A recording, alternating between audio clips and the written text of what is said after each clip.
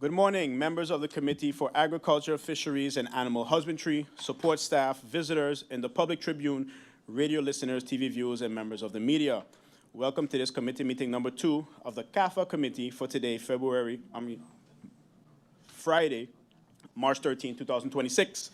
I would like to give a special welcome to the representatives of Native Nations SXM. We have established a quorum of 8 members. Please stand for a moment of silence.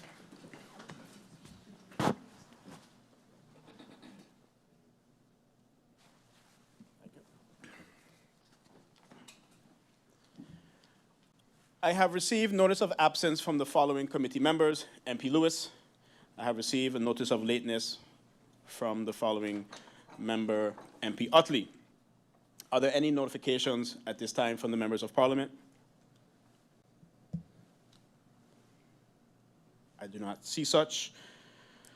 The agenda point for this committee meeting is a presentation by Native Nations on the proposed regulatory model for legalization and regulation of cannabis in St. Maarten, IS-410-2025-2026, dated December 2nd, 2025. We go over to agenda point. On December 2nd, 2025, Parliament received a letter from Native Nations XXM NV with a request for a meeting with the Committee of Agriculture, Fisheries, and Animal Husbandry of Parliament to give a presentation on proposed regulatory model for the legalization and regulation of cannabis in St. Maarten. This document is registered under IS 410-2025-2026 and can be found on the Parliament General Teams. Hence today, this meeting. I would now like to give the floor to the representatives of Native Nations for the opening remarks and the presentation. I also would like to request that you introduce the panel that is here with you today. Mr. Brown, I give you the floor. Thank you, MP Labega and Chair. Good afternoon to everyone. If it's afternoon already, it's still morning. Good morning to everyone, all the MPs, the honorable MPs, and everyone in the Tribune, and I guess everyone in the public as well that's listening. So my name is Mr. Clifton Brown, and I'm here today as the presenter for Native Nations. The Native Nations team, or at least maybe 1/3 of the Native Nations team, is here today. And I will start on my right with Mr. Tony Ryder, who is the president of the Flandreau Santisieu tribe from South Dakota, the United States of America, and also the president of Native Nations Global. And we have Mr. Brian Hall, who's the founder of Native Nations SXM. And then we have to my right, we have here Mr. Denicia Wyatt, who is the community liaison as well as the agricultural specialist and farming specialist, and also the one that brings the team together for meetings with the farmers. We have T. Lee, who is also agricultural specialist and a pharmaceutical specialist. And we have Marian Osman with us, who's our technical specialist and assistant. And on the way, we also have Miss Sixian Janssen and Miss Tiffany DePalm, who are helping us with our legal works and so on. That's who's here now, and we have several others. We also have Carla Vlon, who's part of the team, and we also have Mr. Elroy Heiliger, who's part of the team. I wanted to note that the meeting today is not on the specifics of the regulatory model. We're not presenting the law or anything like that, not the legislation. We are presenting, one, what led up to the legislation and how it was put together, and also the agricultural program that was created together with a group of farmers on Sint Maarten. That's the gist of it for today. However, the program is so large, today we'll probably discuss, even with questions and so on, we'll probably discuss maybe only 20% of what it really is. So we hope that we would be able to come back at subsequent meetings leading up to continue to give information to you guys on the program itself, because there's a lot of information. There's medicinal, there's a lot of social aspects to it, and we can never discuss it in short meetings or in this setting, or maybe this setting might not be the appropriate setting for it. But point is, this meeting is for the agricultural part of it and how we led up to the law. I will begin with the presentation. So we begin by looking at the current reality in Sint Maarten. The current reality in Sint Maarten is that cannabis exists everywhere in Sint Maarten. Everywhere I go, I like to just look at the position that I'm in, and I look to the right, to the left, forward, backwards, and I try to figure out where I can find cannabis. And usually I can find it within 2 to 5 minutes. Here as well, if I look to my right, maybe 2 minutes. If I look to my left, maybe 2 minutes. Forward 5 minutes, down the road 3 minutes. It's a reality that we're living with. A lot of people, a lot of us do ignore it. However, advanced countries are actually choosing to regulate rather than ignore. So the question is not if it exists on Sint Maarten, the question is if it will be regulated, consequently taxed and controlled, or remain illegal, unregulated, and then controlled by the underground market. That's the question that we're going to have to answer, hopefully sometime this year. And the biggest answer, or the main answer, probably the only answer, official answer, would have to come from the from Parliament. Next page. So we're going to talk about the framework, which includes medicinal, religious, scientific, adult, and industrial utilization. Next page. So just a quick executive summary. This is all the points that's going to be discussed. So if anyone leaves right now, you have all the points that are going to be discussed. So the current reality in Sint Maarten is that cannabis can be accessed in every corner. Sint Maarten is currently a robust cannabis market, more robust than many bigger countries and islands than us when it pertains to the market. The question is not whether it exists, but whether it will remain unregulated or become properly regulated, thus controlled and thus taxed.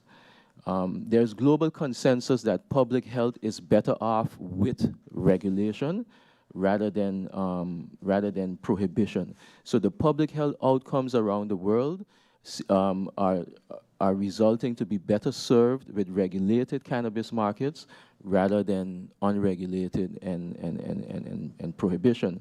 There is wide scientific, medicinal, and health research and knowledge base that cannabis has a range of health and therapeutic utility and benefits. If you just do the research, it's there, and we have many experts also on our team who are specialized and licensed in this subject. There was a cannabis legalization interministerial work group set up by the government that worked together with Native Nations SXM to create a comprehensive and inclusive policy. After the sessions with the work group, it lasted about over a year, going on 2 years. We believe that one of the most comprehensive and inclusive approaches to legislation was accomplished for country Sint Maarten. And we're going to go in a little bit into that as well. The framework has been tailored to Sint Maarten, meaning that there's an economic and social program that's specifically designed for Sint Maarten, but also aligned with global best practices, but then still, again, reflecting the island's unique economic, social, and cultural environment. So the framework itself looks at risks, so the risks are mitigated within the framework, and then it exploits the economic opportunities or creates economic opportunities.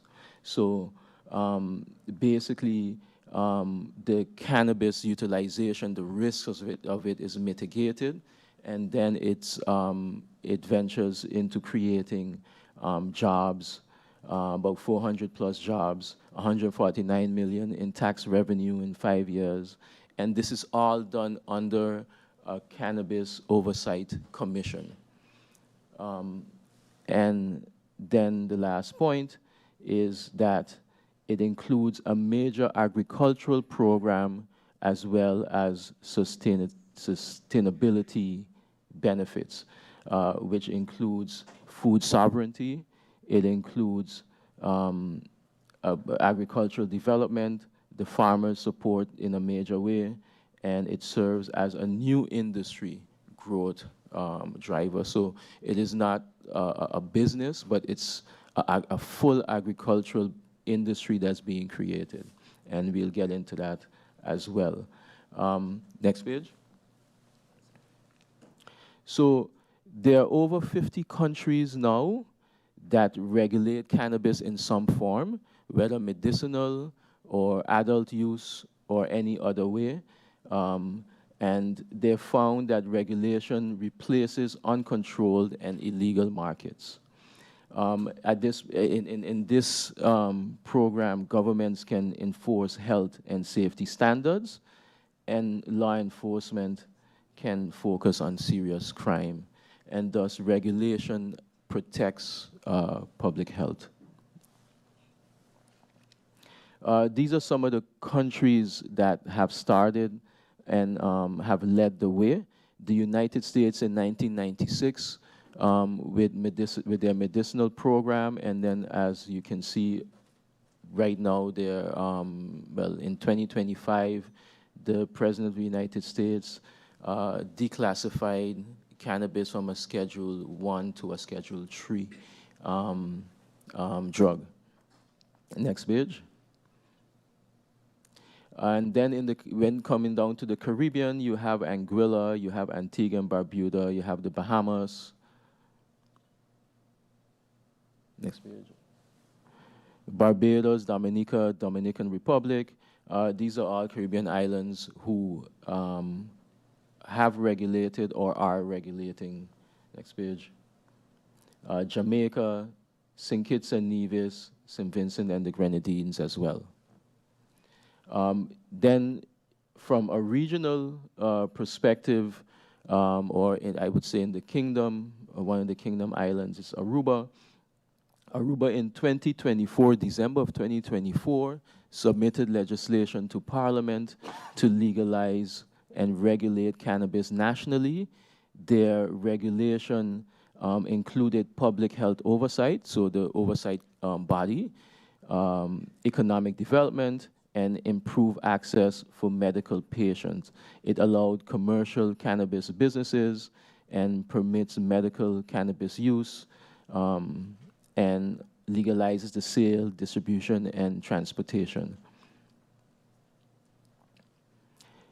Then the Netherlands itself, which now we have next door to us as well, which is Statia and Saba and Bonaire, they are running a pilot program now where they are testing a cannabis supply chain. So in the Netherlands, we know they've had a tolerating policy. It's been tolerated for ages, since the 70s. And how that worked is that they ignored the supply chain part and they just licensed the coffee shops. However, this became a risk because they had no control on the growing, on the distribution, or where it came from. So harmful products could get into markets. There was an underground market, and this was, this happened for many years. Now they have gone into kind of specifically what we're doing here in Sint Maarten, as into the program as for the program that we've created. It's almost exactly the same program, which they are already testing now. They started way after we began working on this program. However, they are already ahead in a testing phase already. And this includes control over the suppliers, regulated detail, the government oversight body, and a focus on public health. Exactly the same thing. And interesting enough, in 2025, also you had the Eastern Caribbean Central Bank, which called on all of the OECS countries to look into the regulation of cannabis for its economic benefits. So what they did, they led the way with a workshop and actually showing them how to regulate it from a financial level and promoting that the countries look at this as an option. They have put forward suggestions for funding and also for funding for farmers and funding for governments that would look into it. Their objective was to integrate cannabis revenues into a formal financial system, create transparency and financial stability, and support a regulated and compliant industry. For them, as long, or the points for them is, next page, was that it would actually be legally regulated, that is financially transparent, that they were anti-money laundering compliance, and that it was also CFT compliant. A quote from the Eastern Caribbean Central Bank is, "The absence of banking access creates systemic risk, not cannabis itself." They have publicly recognized the industry as a potential growth sector for the Caribbean. The World Health Organization also recognizes the therapeutic value of cannabis. They have reviewed the scientific evidence on cannabis and recommended removing cannabis from Schedule 4, which is the most restrictive category of the treaty in 1961, which was a long time ago. Their formal recognition of cannabis and therapeutic medical value acknowledges that previous classification did not reflect scientific evidence. So there's been many years, it appears that there have been many years that we've been looking at cannabis a certain way, but scientific evidence does not back that up in the sense that we've been looking at it. So that's why many countries around the world are now taking a second look at this plant. And again, in between that, countries around the world started reforming their cannabis laws. Next page. What is Sint Maarten's position? That's where we're leading up to. Well, we know that cannabis already exists on the island today. It exists without regulation, without safety controls, and without economic benefit to the country whatsoever. However, Sint Maarten, the government, is now in the process of looking into legally regulating and regulating responsibly. A well-designed framework would protect public health and youth. It ensures product safety and quality control. It reduces illicit markets, and it creates legitimate economic activity and jobs, and consequently generates government revenues. That's how it's worked in the advanced countries that have ventured into this, into cannabis regulation. The health and therapeutic benefits are widely documented in medical research. So at this point in time, it's not hidden, it's not, you have to look for it, it's widely known. Of course, you have the professionals and experts, but if, you can just go on the internet and find it yourself. And if you have the presentations, the sources are there. But just on a global perspective, we know that pain and inflammation management medicines are used from cannabis resin. It is used also for PTSD and anxiety support, neurological and cognitive applications, so actual support for psychiatric conditions. So, you know, it can be risky psychiatrically, if that's a word, but it also supports it, but it depends on doctors' guidance. We can get into that also. Anxiety reduction is a well-known one, stress relief, mood enhancement, and sleep improvements. For example, in Canada now, when you see the doctors and the doctor prescribe you opiates, the doctor can choose to prescribe you a cannabis-based medicine instead of actually, you know, harmful medicine. And there's some people that, you know, don't go well with them. And we've had many examples of pain management and so on that we've experienced in Canada and the US and so on. So clinical research continues to examine the therapeutic potential of cannabinoids for mental health conditions as well. Next page. So the risks and the psychological effects of cannabis lie around the risk of psychosis and the risk of schizophrenia. However, the risk of psychosis, number one, begins with people who are predisposed and are vulnerable. So in St. Maarten, we say it run in your family, that kind of thing, or, you know. But that's where it begins. And people who are predisposed or are diagnosed and so on should obtain doctor's guidance. However, this comes also, even with the predisposition, this comes from heavy cannabis use. So basically abuse. Other than that, long-term heavy use as well can cause cognitive impairment and also adolescent use. So when kids start using cannabis at an early age and their brains aren't developed yet. So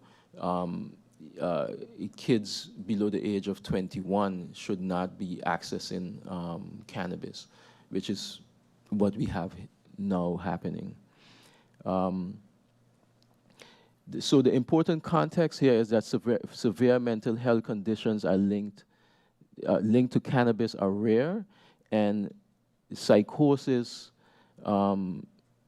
is about approximately 23% of the population. That's basically the rate, and these are United States numbers. This doesn't mean cannabis, this is general psychosis. And again, the risk is primarily associated with high potency products and heavy use. So regulation allows actually THC limits and product standards. So it limits high dosages, which is one of the things that causes that risk. The public education helps promote responsible consumption. So there's a educational program that educates people not only about cannabis, but also about other drugs, about alcohol, even about sugar. So, no, go back to that page, Oz. But the point here is also that medical supervision then improves patient safety. So patients now can have the discussion. It opens up the opportunity to have the discussion with your health provider on cannabis use. Responsible regulation helps manage these risks through product standards and public health safeguards. So again, health and therapeutic benefits, responsible use requires medical guidance. Patients should consult healthcare professionals. Proper dosage, strain, and method of use are important, especially for individuals with mental health history. You have where there's doctors that actually cure mental health problems or conditions with cannabis. But again, it has to be the right dosage, the right strain, and the right method of use. Meaning method of use, when we talk about cannabis here in the islands, we all think about smoking. However, in reality, that is only about 9% of the entire market worldwide. So when we talk about cannabis, adult use, medicinal, scientific, industrial, that part is actually a small part. But however, that's what we have seen growing up, that's what we know, but that's not that's not the only thing we're talking about or looking at, and especially in medicinal environments, it's more of about the method of use, and it's usually not smoking. The role of regulated markets, again, it encourages the open communication with the healthcare providers, and it allows patients to receive proper medical guidance and safer access, which would then prevent episodes and increase harm reduction, actually. Next page. So that comes down to the point, actually, of also when you have regulation and when you have prohibition in an unregulated market. In regulation, you're able to hold the bull by the horns, manage it, steer it, and use it in the benefit of the people. These are some other benefits of cannabis, which is used for medicinally. It is used for glaucoma, it's used for asthma, for heart conditions, it is used for intestine issues, stomach issues. It actually works well by improving bone density, so your bone structure, and it reduces the occurrence of bone diseases. It strengthens the collagen bridge that forms at the site of the break, which then hardens with the new bone. So for those of us that are getting older, cannabis is also used in that manner. I know I have a lot of friends that are taking collagen pills, and you also have those made of CBD. Spinal cord injury, well-being, brain diseases, and it is also used to mitigate or as a treatment for cancer-related chemotherapy side effects. So people who take chemotherapy also use cannabis because it mitigates the side effects. Next page. There are also environmental benefits. We'll talk about that a little bit more when we show you guys the farming program. However, this is basically about the way cannabis regenerates and remediates the soil that is used for planting, whether it's planting cannabis or other foods. So there's a huge environmental benefit as well when it comes to this. Next page.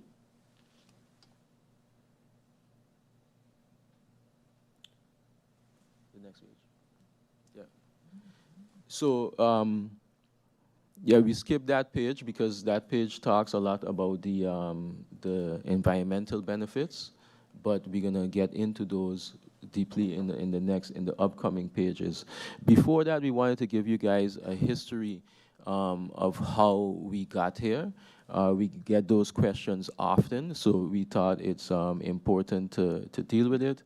And so in 2024, Native Nations signed a contract to work with the government of Sint Maarten for the legalization of cannabis. September 12, 2022, there was a cannabis RFP that was announced.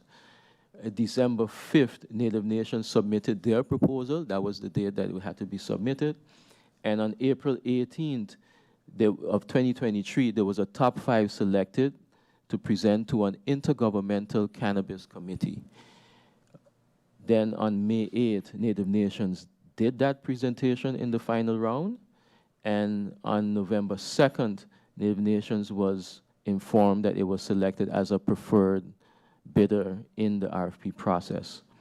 On April 10, 2024, after successful negotiations, the mandate was given to Native Nations to help create the Sint Maarten legal cannabis framework.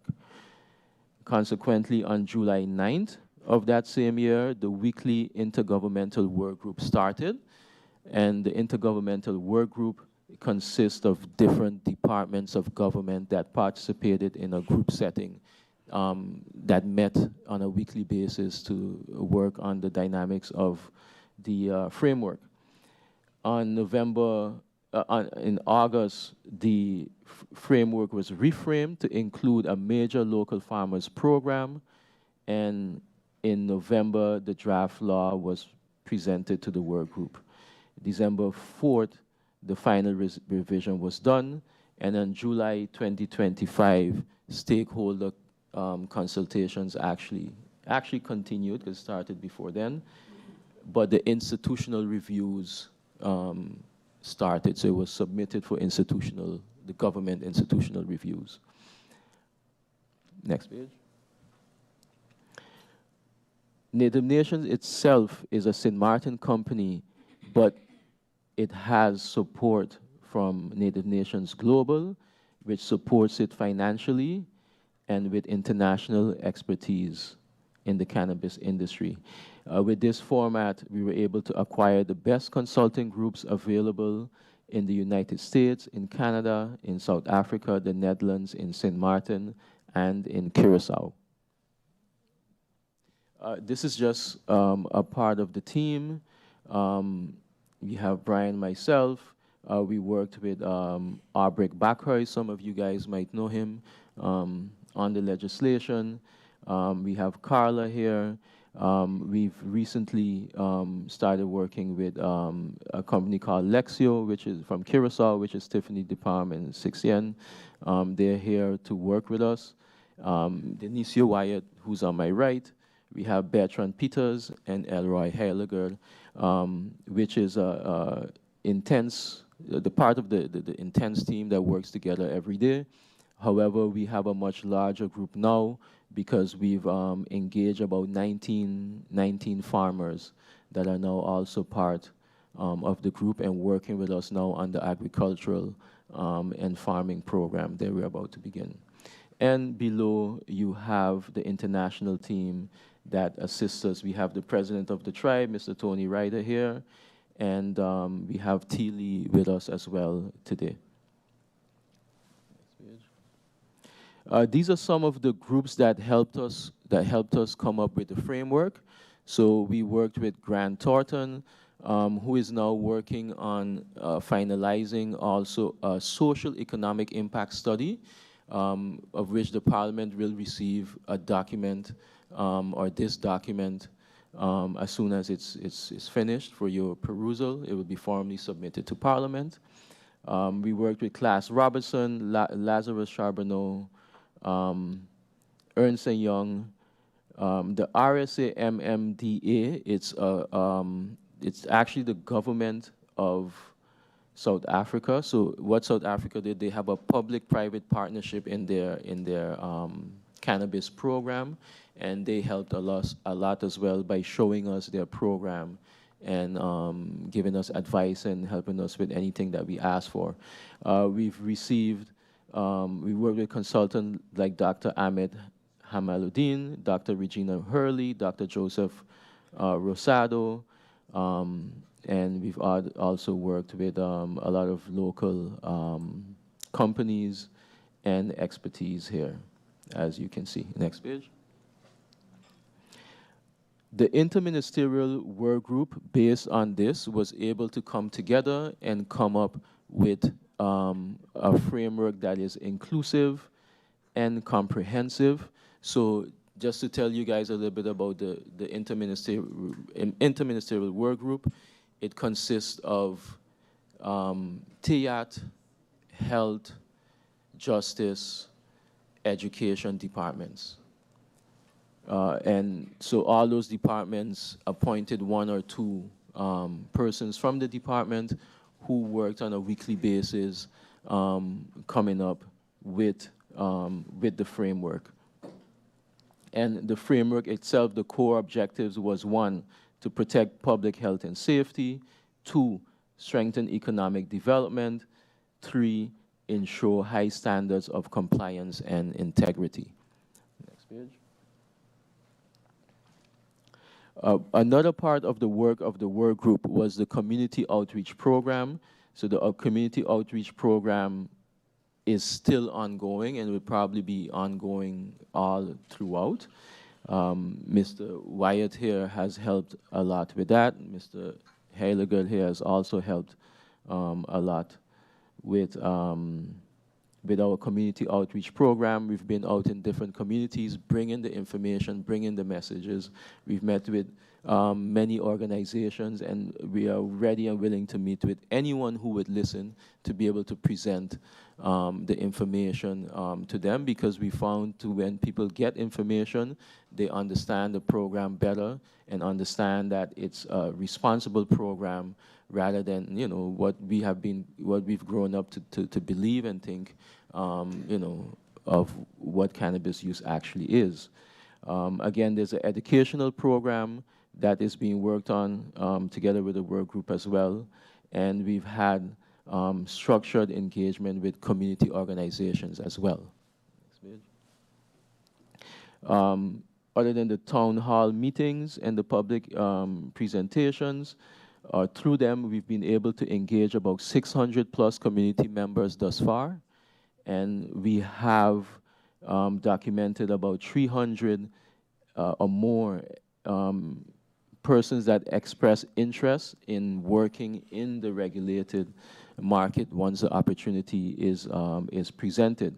And we actually have been able to create that many jobs as well. And the ongoing refinement of the framework is also based on public feedback. So every meeting that is had and public feedback, or whether from organizations or government officials, when those feedbacks are given, we consider them and we take the feedback back to the drawing board, and usually it helps us to come up with or consider things that we may have overlooked. And that's one of the reasons why we really like to sit down and present and talk to people, because you know, everyone, or not everyone, but most of the time, most people have good suggestions.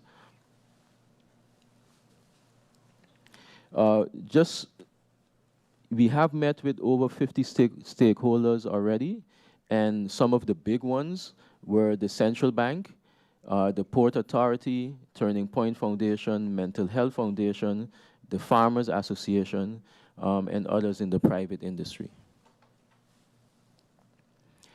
Native Nations has taken a community approach. One of the reasons why this was done, Native Nations SXM, with funding from Native Nations Global, wanted to show what can be done with cannabis revenues in a community. And so from 2022 up to now, Native Nations has sponsored many cultural events and has focused on cultural preservation primarily, on social development, also on youth empowerment and general community well-being. Some of the programs included carnival and related activities, organizations, carnival organizations as well, Sint Maarten Day celebrations, many sports and youth and team building programs, many sports initiatives, contributions to senior citizens organizations, support for men's mental health events, assistance to underprivileged children and families, Christmas gift drives, and seasonal outreach programs.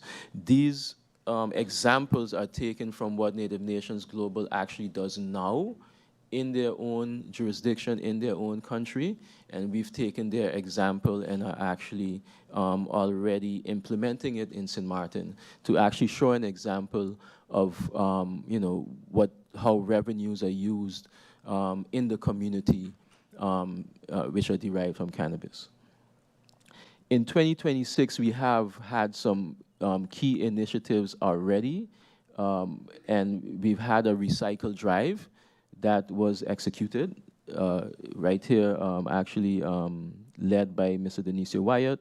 We've had a plant drive giveaway, supported farmers with crop production expansion for food basket distribution, and we are now exploring other suggestions for new social community initiatives. One of the other things that we are looking at as we speak, we discussed this morning, was the Carifta Games, to which we have players that actually need that help, and we are looking to see if we can help any one of them to participate. We have also worked with a campaign called the Support Yours campaign, where we have made donations and are still making donations to several organizations that participated. We've had, in our recycling drive, we were able to collect over 1,000 plastic bottles, and that was last month in February. Next page. So, getting down to the end of the presentation, we have this and one more section. We're now talking about the safety of how this whole program is implemented. And the main part of it would be that this is actually overseen by a Cannabis Oversight Commission. Why? Compliance is enforced. It includes licensing integrity, audit supervision, banking and international coordination, and public health and safety integration. However, the Oversight Committee is one thing, but in the technology, the agricultural technology itself, next page, the agricultural technology itself includes a seed-to-sale tracking program, which is mandatory. So how this works in responsible jurisdictions that have regulated cannabis, there's a seed-to-sale tracking system that tracks the product from the time the seed is planted to the end product, to when someone consumes it, whether it's medicinally, adult use, or otherwise. And this is done through RFIUD program, where it has a unique identifier, where it is then tracked from the cultivation process all the way to the retail sales, and then there's a report that is actually auditable for financial services as well. This keeps it safe and compliant. It's visible to regulators, it's visible to banks, and this is a standard that all countries with successful cannabis banking use have used. And it is also part of our agricultural farming program. This is just an example of how responsible packaging looks. It is child-resistant packaging.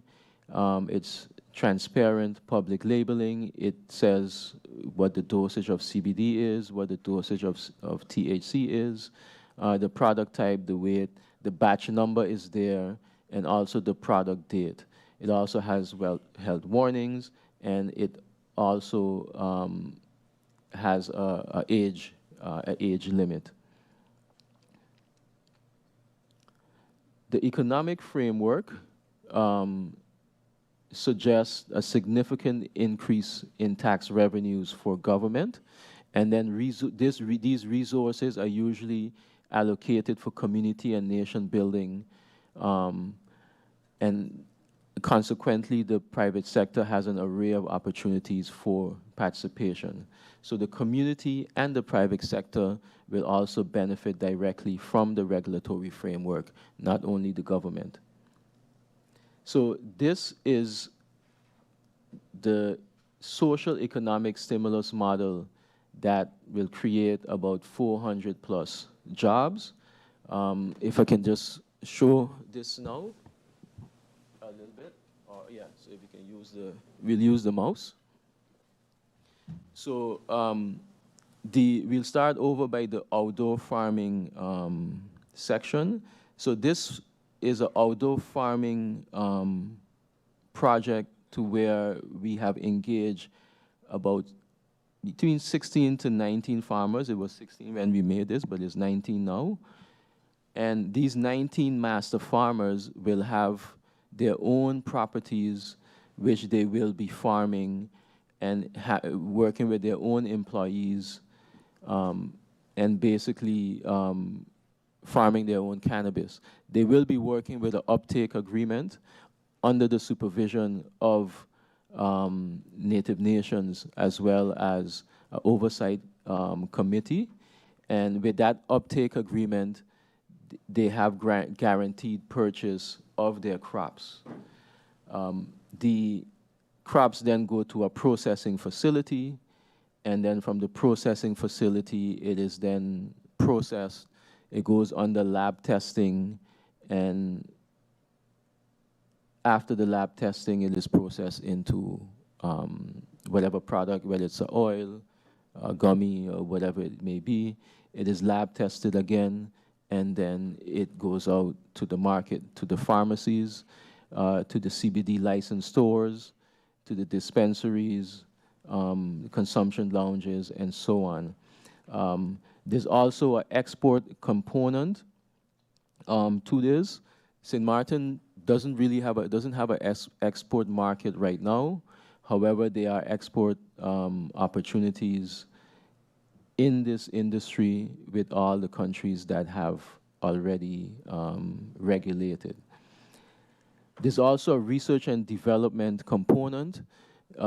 Native Nations intends to work with one of the universities in Sint Maarten to further research and development into cannabis. You see where you have jurisdictions that have regulated, they are able to work on research and development, as opposed to those countries that are not regulated. It makes it a lot more difficult to work on the research part. And then we have the indoor grow facility. With all these different checked boxes, it represents a creation of about 400 plus jobs. It's about 47 business licenses that will go into the economy, and we expect a tourist bump of about 15 to 20%. Why? Because this is, if you look at all the jurisdictions that have regulated, this is what has occurred. And the investment in the entire industry actually is about 30 million to make this work. The investment into the construction and so on is about 10 million. Next page. These are modern uses of industrial hemp. So when you look at cannabis, everyone again thinks one thing, but these are products that are found in supermarkets, that's bought in supermarkets today actually. Right now in the supermarkets, you can buy, for example, I go to the supermarket, I buy hemp milk, I buy hemp oils, I use hemp toothpaste to brush my teeth, this hemp deodorant. It is endless, the products that you can create with hemp, clothing, etc. Native Nations will not be going into these businesses. However, it will be then providing the raw material for entrepreneurs who want to get into these businesses to be able to build these businesses for themselves. For example, we have many clothing designers on the island. They will then be able to get the raw material for them to create their own clothing lines. For example, we may have a concrete entrepreneur on the island that wants to go into hempcrete. They will then be able to access the hemp from Native nations to go into the hempcrete business, which we know that is 1,000 times stronger than concrete.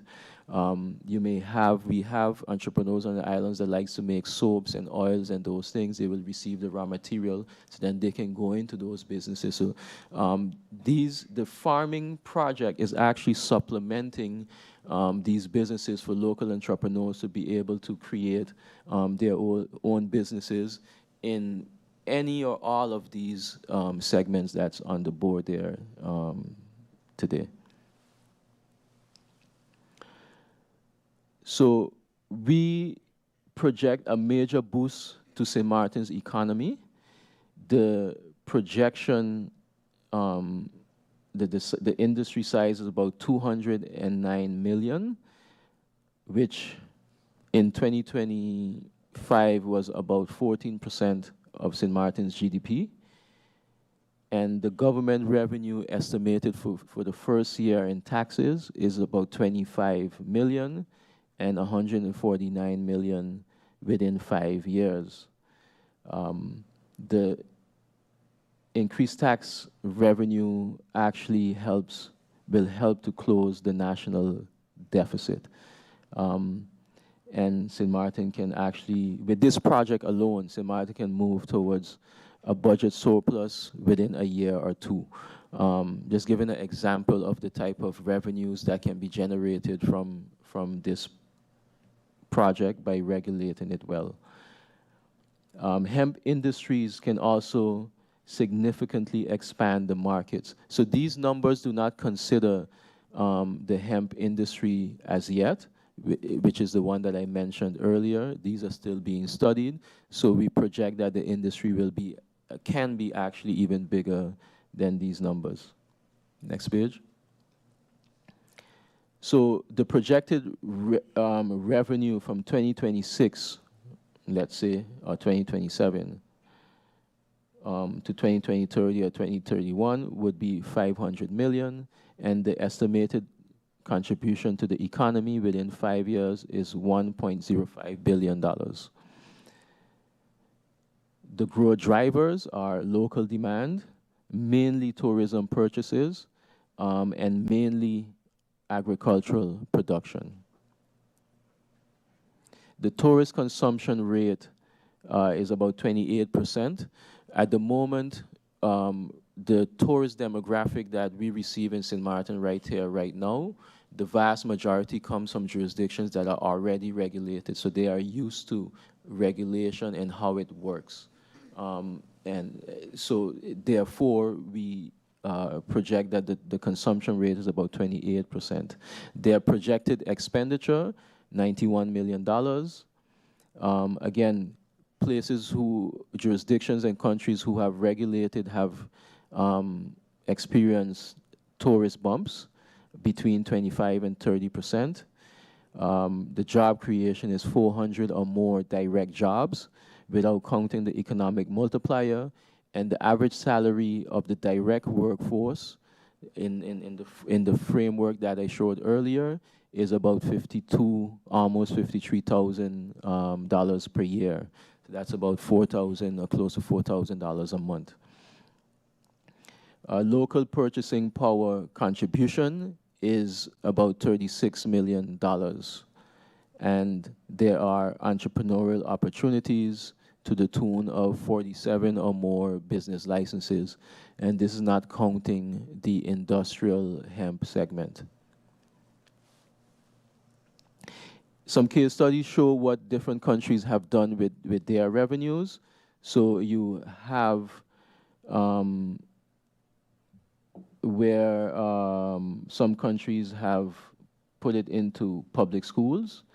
You have some who have have had health initiatives, and funded public health directly, low-income insurance, and you have some who have put it directly into medical cannabis itself.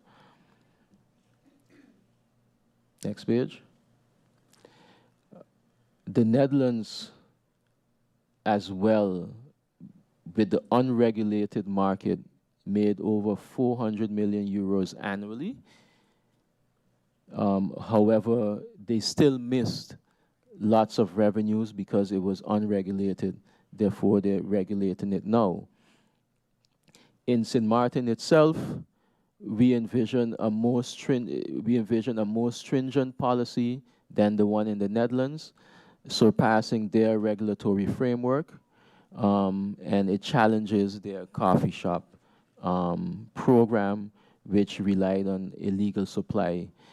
Even though they're changing it now, we think that we have still created a more robust program with actual more regulation that's tailored to Sint Maarten.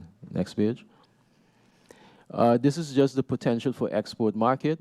All these countries would then become export market partners for Sint Maarten. Next page. This is a map of the Caribbean to where export would be possible, considering that these Caribbean countries have legalized whether it's medicinal or whether it's adult use. This would be the market. Next page. In the end, we have the farmers program. So in 2025, there was a call to farmers. We had a meeting in the Rupert Maynard Community Center. We had a big turnout with farmers. GB went on us that day, but everyone stayed. We put on candles, and we had our meeting. The minister did show up to that meeting as well and actually give us a boost because everyone was kind of down because we was in the dark. However, we got through the meeting, and after that meeting, we were able to engage 19 master farmers. These 19 master farmers would receive guaranteed agreements with 100% crop purchases. These master farmers are estimated each to create about 10 jobs, which then would be about 190 direct jobs created by these farmers themselves alone. These farmers would also receive support in creating their program, whether it's financial, training, and expert support to create their own programs as well. It's created through a large agricultural development zone. Each farmers would have their plots which they would be responsible to work on, and they will actually be working on a, what is called a crop rotation basis. The crop rotation basis means that on one side they will be farming cannabis, on the other side they will be farming maybe watermelon, cucumber, tomato, and so on. And the crop rotation technology allows them to, once the crop is harvested, where they previously had the cannabis harvest, they will now have a food, they will plant food, and where they had the food, they will now plant cannabis. The reason for this is because cannabis actually remediates the soil and makes the soil much richer for the next food production. And that's the reason why the crop rotation technology was envisioned to be implemented. Adjacent to the plantation will also be a farmer's market, to where the farmers can then actually sell their food products on a daily basis to these to the market, to the local market itself. And there's also a development of agricultural tours, whether it's for cruise tourism or stayover tourism. The zone itself has a cultivation zone of a controlled area, the farming land, which is subdivided for all the farmers, the farmers market, which is located adjacently. There's a nature oasis with a sort of a farm-to-table dining area, so we can picture something like Lottery Farm, with a restaurant that has the food that's farmed there and served at the restaurant. There's a tour for visitor experience as well, and there's other also musical talent generation at that location as well. Next page. And this is a picture of what we envision and what it would look like. So if you see on the left, you see the outdoor grow, you see the lab testing, the processing, the seed bank. There's farmers here who create their own seeds, so there's a seed bank that'll be created for them. Then there's the indoor grow, there's the farmers market, then there's the nature oasis, and then there's an event hall, a gift shop, and tour space for tours as well. And yeah, this is just a rendition of what the compound would look like. To make this work, for this to be successful, the success factors are local participation. This cannot be done without the farmers. The farmers is who make this work. If you don't have people, you can't do anything. They're the ones who will be making this work. Another important factor is long-term agreements. It's important that they have long-term agreements so that their business is sustainable and so that they can actually invest and have market security. The government support is also very important pertaining to the legislative framework and the ministerial backing. And of course, the practices, the way that the job is carried out with the soil health and water conservation, responsible pest management, and so on. And the last point, which is not here, what also makes this a success factor, I also like to say the financing, having the right financing in place. We cannot start this project without that aspect as well. And yeah, we've reached the end of the presentation. We've tried to keep this as short as possible, even though it was still long. But even so, this is maybe about 5% of the information here today. So we really look forward to the questions that you guys may have, that even may not have been discussed here.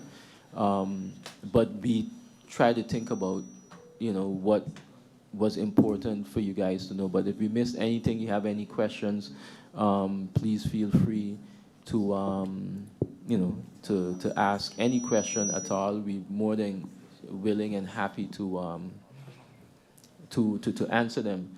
Also, we'd like to welcome part of our team that just reached, which is Ms. Sixen Jansen and Ms. Tiffany DePalm. Thank you. Thank you, Mr. Brown, for that in-depth presentation. Indeed, this topic is quite extensive, and we thank you for breaking it down as much as possible. It was also good to understand that this would be the first of many presentations that Native Nation would give to us here in Parliament. At this moment, I'd like to take a 15-minute adjournment to give Native Nations a time to take a break, as well as members of Parliament time to get their questions in order. So this meeting will be adjourned until 12:30. Meeting adjourned. 12:30. Get dirty.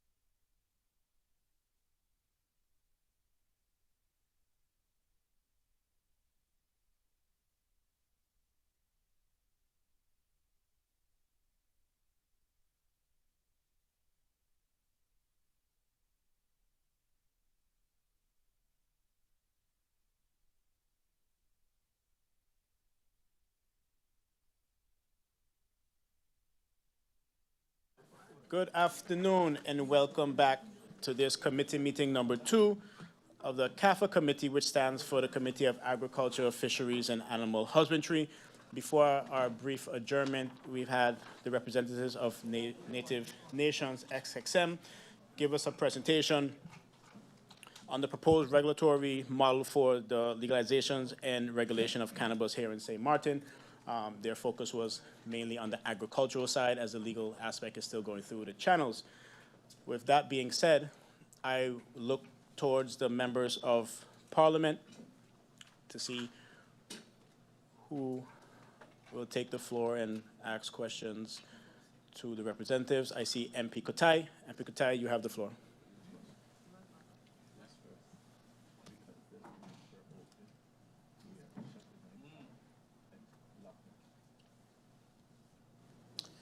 Good afternoon to all. Thank you, Mr. Chair. Good afternoon to my colleagues, those who just presented in front of us, those in the Tribune, and those tuning in online. Firstly, thank you very much for the presentation. I have to agree that the contribution to government coffers could increase significantly if we observe other countries that have adopted cannabis regulation. There's a clear uptrend in government revenue. But while I support all initiatives that will generate revenue for Sint Maarten, I do need some clarifications on a few things. I understand it's about the agriculture aspect at the moment, but the presentation did have some numbers. I just want some clarification on that first before I go on to the agriculture side of things. So if the projected revenue is 500 million over 5 years, and the estimated tourist consumption rate post-legalization is 28%, as mentioned in the slides, would the remaining 350 million estimated in projected revenue then be expected to come from local consumption? Considering the relatively small population of Sint Maarten, I think that projection needs some further clarification. If we compare to the Netherlands, they generate approximately 400 million annually from cannabis-related revenues with a population of roughly 20 million persons, excluding the tourism revenue. In comparison, St. Maarten's population is about 100,000, including the French side, yet projections suggest St. Maarten could generate 100 million annually, and as I mentioned, what was on the slide, 500 million over 5 years. While St. Maarten does benefit over firm, strong tourism numbers, approximately 1.5 million cruise passengers and about 700,000 visitors from the airport arrive each year. The question again is how such projections can be calculated relative to our significantly smaller population base. Now to the agriculture side, I would like to know how have farmers responded to the outreach geared towards farmers' growth and development within the sector? I saw on the slides that there will be land allocated for 19 farmers. Is that land privately secured, or are you seeking government allocated land? I also saw the possibility for exportation. Will our local farmers have access to exporting their product? And just for clarity, I did see that there were 47 licenses in the presentation, if that can be broken down as well. That's it for now. If I have any more further questions, then I will ask again. Thank you very much, Mr. Chair. Thank you, MP Kotai. I now look on to MP Arian. MP Arian, you have the floor for questions. Thank you, Mr. Chairman. Good afternoon. Yes, good afternoon to my colleagues. Good afternoon to the Native Nations and the whole Native Nations teams, those of you in the Tribune and the viewing public. Again, thank you for the presentation. So first I want to start off with, because obviously in the presentation, we had a couple of slides given the timeline of the, from RFP up until now. And of course, when the RFP started, some of us that are now MPs were then in government. And so I want to make it very clear for the public on what the RFP was about and what the intentions of government was, because that was not really stated on these slides. And I think it was also missing today in the presentation. Yes, we touched on it a couple of times, but it was missing from the presentation. So the RFP, in the RFP was a part of the RFP, what this group had to do was study the economic impacts, which we have, the social impacts, and the health impacts of the legalization of cannabis, right? So we had a slide about the health impacts. I think one slide wasn't enough because we talked a lot about economics, but we didn't really go into the health impacts of it. When we were there also, one of the topics that came up as a minister was, okay, how are we going to support, because even the 3% that was mentioned, right, is still 3%, right? How are we going to support the entities that already support, right, persons that are dealing with drug abuse, for example, right? That was not mentioned here. So we're missing a lot of parts, I believe, that what the RFP was about. Are we going to support Turning Point? Are we going to support the Mental Health Foundation? And how we're going to support them? What's the relationship with the funds that are here? Or is it going to be, the government going to increase their income and then the government then going to give subsidies to these entities? Or is it that Native nations and other related entities, they are putting money into Turning Point, into mental health, and other associated entities that deal with areas of drug abuse, etc. Like I said, the social impact also. And then it was about developing a framework about the regulated market. In addition to that, it was about exploring medical marijuana, the scientific, the religious, and the recreational, because we know, as you mentioned in your presentation also, all these are different ways and steps of introducing marijuana in a country. And the route that most countries took initially, which was the easiest, right, was the medical. Right, that was the initial recreational, and most countries still aren't there, right? Medicinals were the initial route gain into the countries. So I just want to be very clear, yes, and then the economic feasibility of it, because today I feel like we're discussing it as if it is going to happen. I mean, and no. And we're discussing as if like we are going to work on this legislation, and let's say in 2 years it's going to be done. But that might not even happen if all of these studies show that it's negative.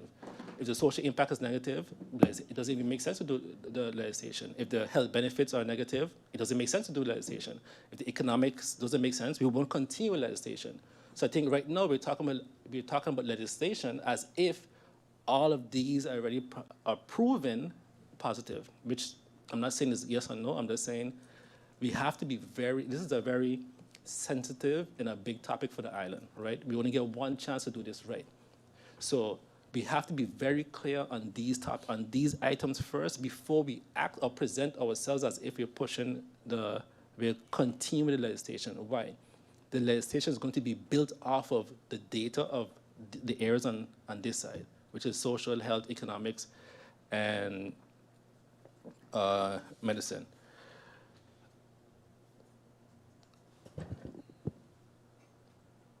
Going back to give my personal opinion first. So I look at marijuana as the same way I look at alcohol, right? Same way I look at cigarettes. I do believe we need to have a regulated market. I do.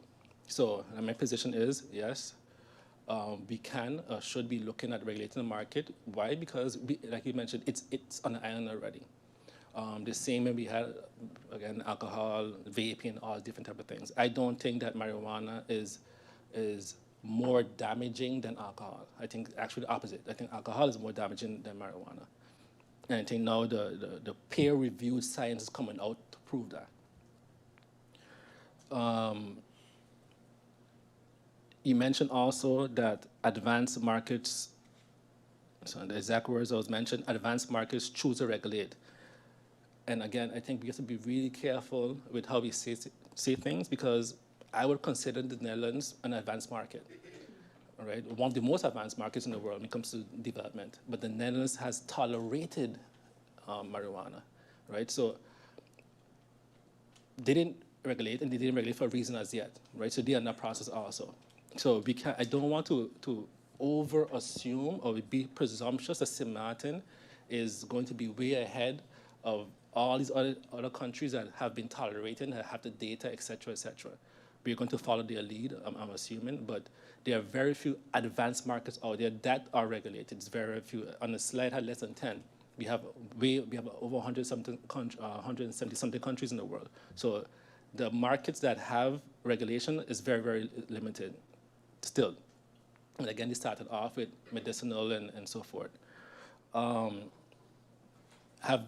Have zero experience with marijuana growing and so forth on Sint Maarten. I do have family that have been in the business in Portland, for example, in Canada also.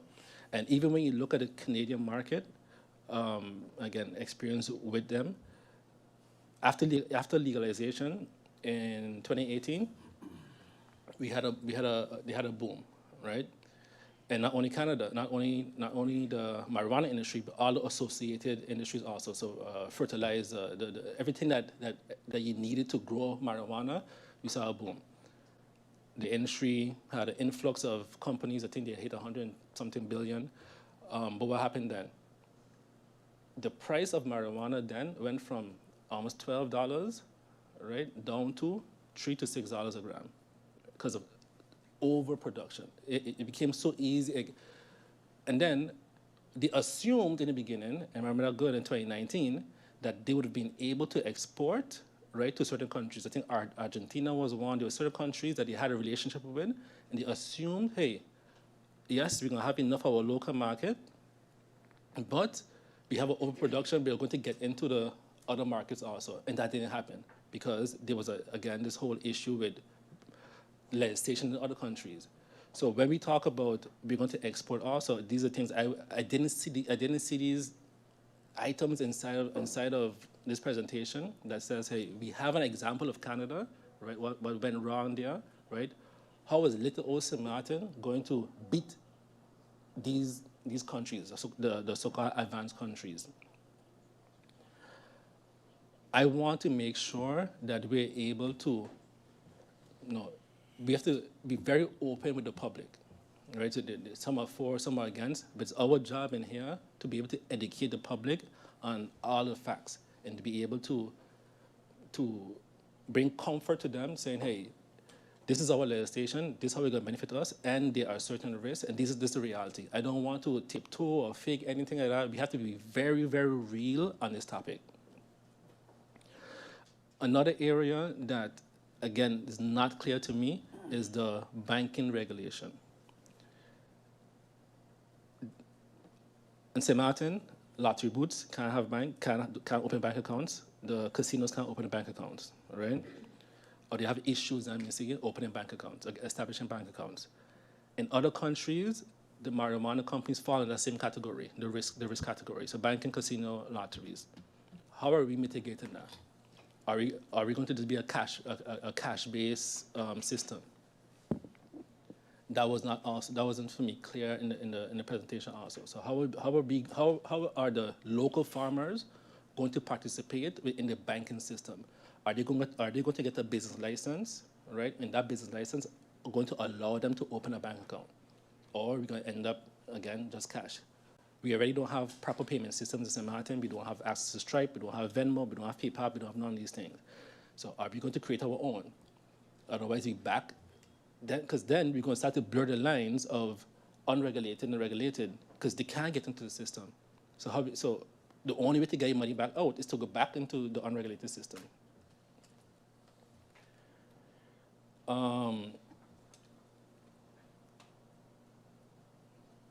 One of the slides also mentioned the effects of marijuana and on their health, etc. And again, I want to be very, very, we have to tread the line of information very, very carefully because it said that, the marijuana doesn't, let's say, induce psychosis. So there is a thing called marijuana-induced schizophrenia. That's a fact, right? And we have cases of it. I had a family member that had that, right? So that's a reality. And then it was stated in the end of the presentation, it was clarified on the potency, all right? So it said, in the presentation, it mentioned, oh no, but that only happens with a heavy use, a heavy dose of marijuana. But heavy dose doesn't mean, for example, somebody hears that, they say, oh no, I could smoke 10 joints, right? And that's a heavy dose. No, but heavy dose, it doesn't matter on the amount of joints you smoke. It matters on the terpenes, the THC levels, the heaviness of the strain of the marijuana. So one joint, for example, could be as strong as 10 of something else, right? So again, I don't want to blur the lines. I want the public to understand, right? And I don't want to downplay certain things, because at the end, there's a reality. If the reality is that there is a potential that 3% of our population will be negatively impacted by psychosis, schizophrenia, et cetera, et cetera, et cetera, what I want to see then is, in our presentation, what that 3% represents, and then how are we going to deal with that 3%? That would mean, let's say that 3% represents 100 people. It means then that these 100 people come at X cost, right? Which means that we are going to support these entities at X cost to deal with these individuals and their families. It has to have that correlation. That's what I want to see, right? Because the data is there. We know it's 3%. We know Sint Maarten population. We know that we know we could go to turning point if I know the cost to house somebody, the cost of bringing them back in, and the ones that maybe don't ever come back in. How we deal with them long term, right? That's also missing again, because that was part of the initial RFP.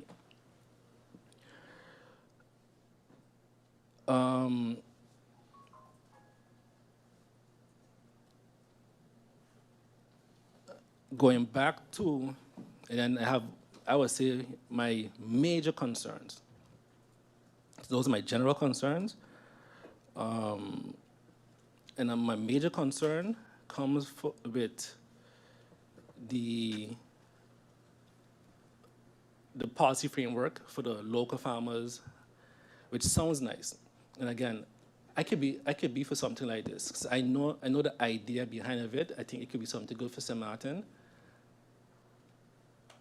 If we are real with it, and I'm not going to put myself in a position where I know better, and I'm putting my local farmers potentially in a situation where they're not going to win. One, because maybe because they're not educated enough in that specific field. Two, they haven't done enough research. Or three, they had no other choice. And why am I saying that? In the presentation, you stated that we're going to have an uptake agreement with the farmers. It was the local farmers, 16 to 19, outdoor growing, and then the entity, Native Nations, on the right-hand side, doing indoor growing. As soon as I saw that, I had a red flag for me already. And I can tell you off the bat already, from today already, I would not support any legislation in this current farm if it remains like that. Right? Everybody else can, I won't. I want him on the right side of history. In farming, but especially in marijuana farming, right? Outdoor has a disadvantage to indoor, right? So if you're going to say local farmers, and again, this is a question now, did the local farmers have an opportunity to grow indoors? So based on your presentation, no, right? Why are we subjecting our local, and I don't want to really see how I feel it look and so forth, but why would I subject local farmers only to outdoor, right? I come from a family of agriculture, farmers, etc. I have also grown food, right? Indoor and outdoor, right? Lights, everything. I control temperature, airflow, lights, everything, right? Why did I make that decision, right? If I grow outdoor, what am I subjected to? Pests, disease, sun, water, GB, expenses. So that also means now my terpenes levels affected, THC levels affected, and then I am also subjected to you telling me I can't buy your marijuana because the quality is not on that level. So I am subjected to all these extra costs because I can't grow indoor. And then another risk is that you're going to tell me, after all I did here, oh no, your quality is not on a level we need to export internationally. I can't support that. And if that's not the case, then you have to prove to me otherwise. Because I know there's no way, nobody up there can tell me that that's different. You know why? Because you chose indoors. You didn't choose outdoors. And there's a reason why. There's a reason why. So if you say, okay, local farmers, we're going to limit you to a certain level of indoors, I can accept that. Right? I can accept that. But to say, local farmers, you're only going to do outdoors, I can tell you now already, all farmers dead. All. They all. You're not going to be able to compete. There's exactly one hurricane, one disease, one hurricane, whatever. You're not going to be able to compete. Secondly, on an economic basis, anybody has ever traveled anywhere like indoor marijuana? And let me ask a question: is indoor marijuana more valuable on the market than outdoor? So if I go and buy a strain right now, if I buy OG Kush indoor, is it more valuable than an outdoor grown? All right. If I how much harvest can you get indoors versus outdoors? Outdoors you're going to get 1 or 2 harvests a year, maybe. Indoor, how much times are you going to be able to produce or grow your harvest indoors versus outdoors, and the quality? And again, like I said, the economic value of indoor versus outdoor. Is there a difference with the pricing, locally, internationally, anywhere, right, between the value of indoor strains and then outdoor? And of course, I know also when it comes to outdoor, there's also outdoor, organic, natural, this and that they also try to promote too. But in general, I think the indoor has significantly been proven to be more valuable. And that's in Portland, Canada, California, most places.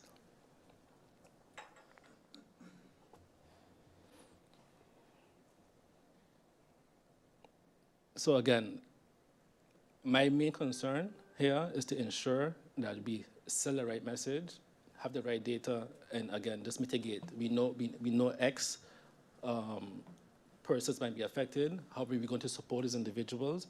And then again, the banking system for our farmers. And I would want our farmers to have the opportunity to be able to also participate in indoors. Thank you. Thank you, MP Arian. We now move on to the next MP, MP York. You have the floor. Thank you, Mr. Chairman. Good afternoon to yourself, the Griffier, Native Nations team, honorable colleagues, and the viewing public. After taking note of the presentation, there are a couple questions for clarification I would like to pose to the Native Nation group. The presentation projects about 150 million in tax revenue within 5 years of an industry worth 209 million in year 1. What specific data was used to estimate the size of the local demand market for Sint Maarten? And was this based on actual consumption data or extrapolated from foreign jurisdictions? Because we're here, basically this meeting is one of the meetings for educating the public on the benefits of this legislation and this industry. And it would seem like some of the numbers were more project-based than Sint Maarten specific. So I would like to know where did that data come from? Also, the projections assume that 30% tourism, there's a 30% tourism increase and a market of some 90 million tourist cannabis spending. Which jurisdictions, because I saw there were some examples and a list, which jurisdictions with similar population size and tourism profile have experienced that level of increase after legislation? So comparable to St. Maarten.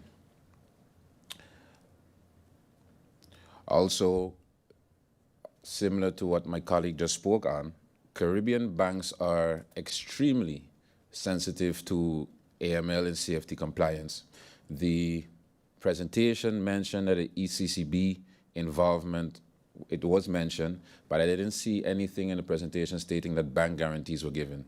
So what guarantees exist that the St. Maarten industry will not, cannabis industry, would not face compliance risk or reputational issues? Also, the presentation states that a new regulatory body will oversee the industry. So who appoints these members? What are the safeguards against political interference?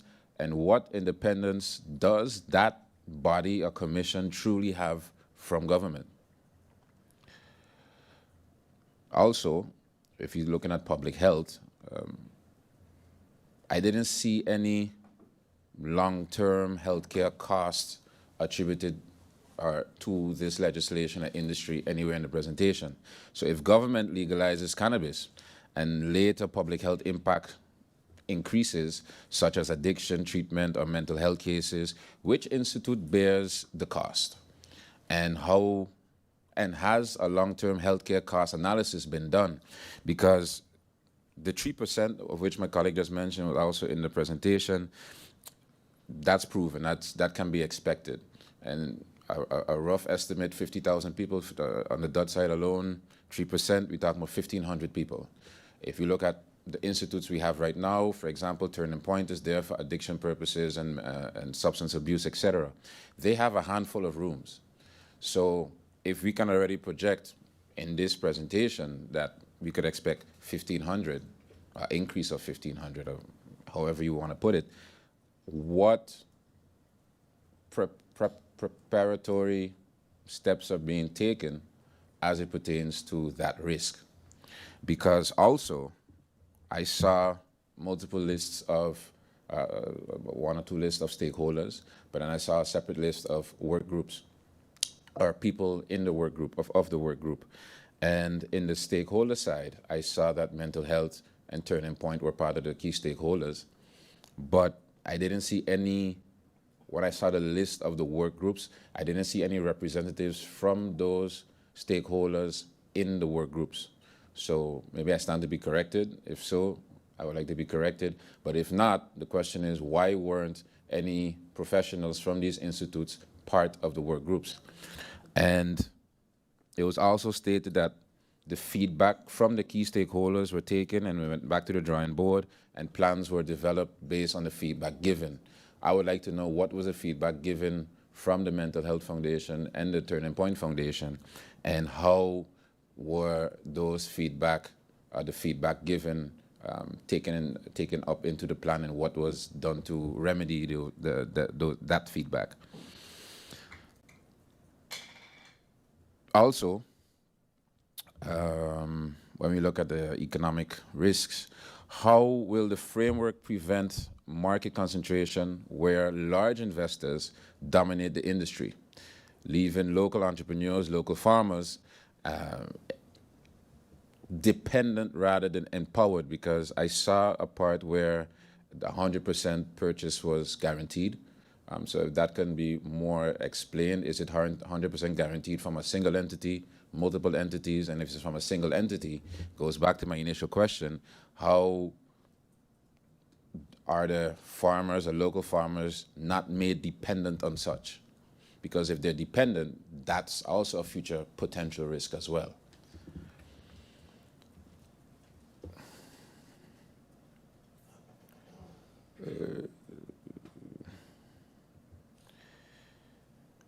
And lastly, I saw a list of licenses and also the explanation, 8 licenses for this, another 8 licenses for something else, 14 licenses for something else. The distribution of these licenses, is that something that can also be discussed here? Or is that something for the policy meeting or the draft law explanation later down? So I don't want to ask a pointed question if it doesn't fall within here, but it was mentioned, so hence my question on the matter. And I withhold any further questions for clarifications. Thank you, Mr. Chair. Thank you, MP York. I now see move on to MP Roseberg. MP Roseberg, you have the floor. Thank you, Mr. Chair. Blessed afternoon to Native Nations, support staff, and Public Tribune, and my honorable colleagues present here today. My colleagues, through you, Mr. Chair, asked a lot of the questions that I had as well. I have a few questions still left, seeing that I'm happy that this meeting is taking place because there's a lot unclear, and I would like to get clarity so that when any legislation comes to Parliament, I'm fully informed and I will vote my conscience in that regard. To look at the presentation, page 26, I'm seeing that in 2024, Native Nations signed a contract to work with the government of Sint Maarten for the legislation of cannabis. I personally have a big issue when it's being mentioned when you're talking about legislation and you're talking about, you have the part of legalizing and you have the part of tolerating. I often see legalizing being mentioned, and I don't want it to be misunderstood that, okay, once this takes place, marijuana will be fully legalized on Sint Maarten, unless that is what the intention is. In the Netherlands, you're speaking about tolerating because it's also not legalized fully. So I would like terms to be used in the correct way so that the public is also aware what to expect, because then you know what will be happening, if it will be happening. That being said, can it then be clarified if we're talking about fully legalizing marijuana or if you're talking about tolerating marijuana? That being said, I'm seeing that in 2022, the cannabis RFP was announced. Like, what was the scope of work? Because I heard my colleague MP Irian speaking about the scope of work, but then now we are in the phase of legislation. What are we legislating? I'm confused, because if we are still gathering information, at least that's how I'm seeing stakeholder consultation and reviews, and we're looking into what Sint Maarten needs and what the current issues are, how are we already at the end part? Because how I understood now is that we're currently the legislation is at Yea, Set, and Way, and then it eventually has to come to Parliament. But I'm trying to understand what is exactly coming to Parliament, because currently we have the opium landsverordening, which is the legislation that works with currently it being penalized that you cannot have any marijuana in your possession until a certain amount. But is that currently being reviewed, or are we talking about other legislation? So it's not clear what is being done. So if that can be clarified, what law are we talking about and what is currently being amended? Also, if we are looking at the part of the work group committee, I understood that there is a committee, and what I would like to know is who is currently part of that committee, and is that committee currently active? Are there weekly meetings with the different stakeholders, and if so, who are those stakeholders?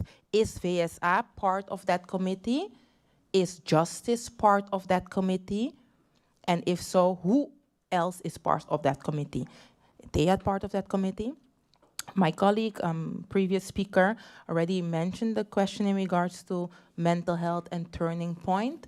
And it's important why that question is asked, and I also had that question, because currently the institutions are full. Mental health is full, turning point is full, there's a long wait list for the ones incarcerated to get assistance, the ones outside in the community to get assistance. So what is their view, and has that view been taken in to the law, and have changes been made to the law? And to further go into, for example, the legislation, I cannot, because I'm not sure what's being done, what is being legislated, and what is being changed. So if that can be clarified, I can ask more questions in that regard.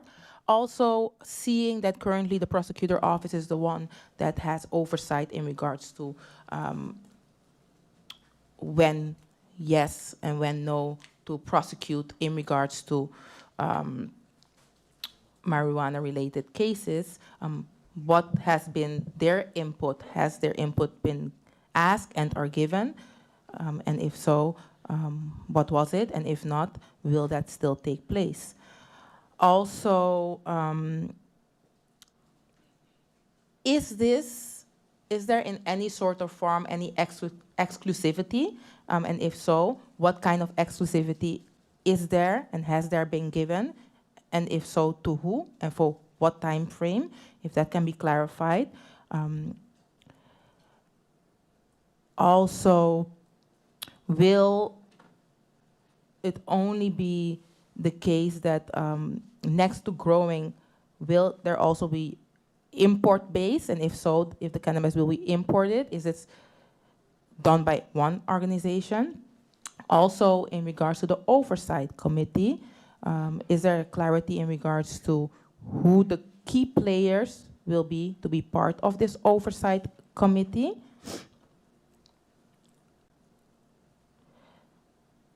And then, let me see if I have some other questions to make sure that I don't miss anything.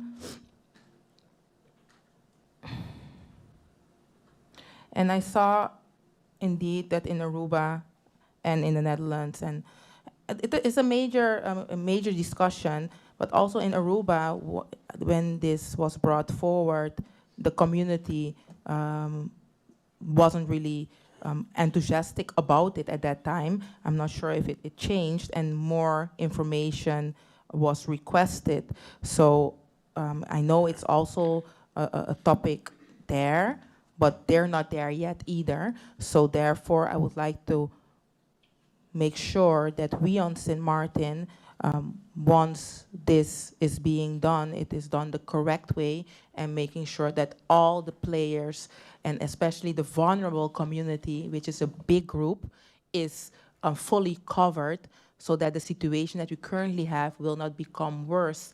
And then also knowing how, next to generating income for the government, what is the idea of the organization, if there's any thought about that, to provide input in those organizations specifically, so in mental health specifically, in Turning Point specifically, but also in the educational system, because I'm asking that also from the perspective of being an attorney, seeing children going to school with pills, getting it, and also selling it. So it's a bigger issue than just creating income for the coffers in that sense. So that's why the questions asked here today are at least not specifically to break down what is being brought forward, but to be very detailed and specific, and asking the questions that need to be asked so that we know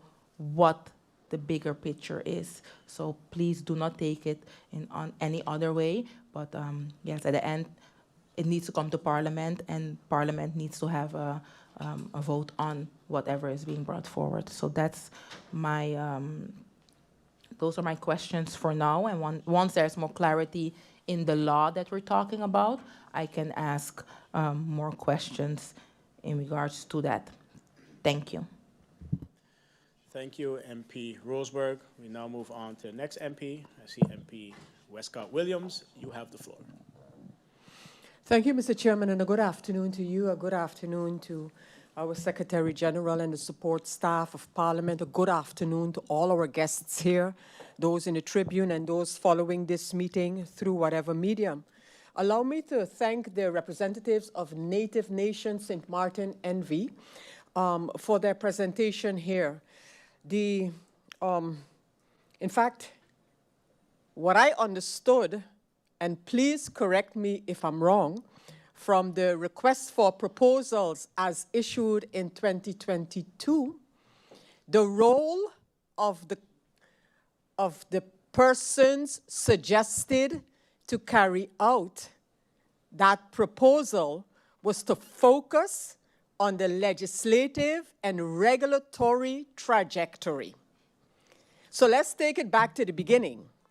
The government needed to establish a vision regarding the potentials of cannabis, the pitfalls of cannabis, in order to chart a path forward. That was my understanding.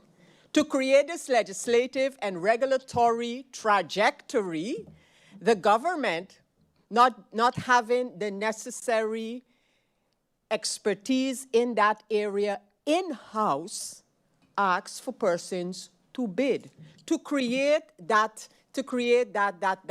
picture, that trajectory.